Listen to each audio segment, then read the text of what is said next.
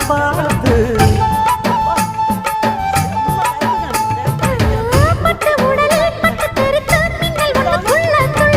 வெக்கம் துடிக்க விளக்கணைக்க ஜன்னல் கண்ணை மூடிக்கொள்ள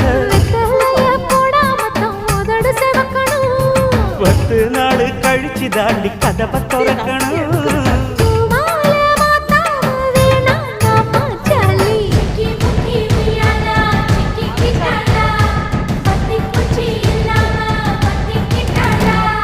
மச்சான் கிட்ட முந்தானைய தந்து வப்பாளா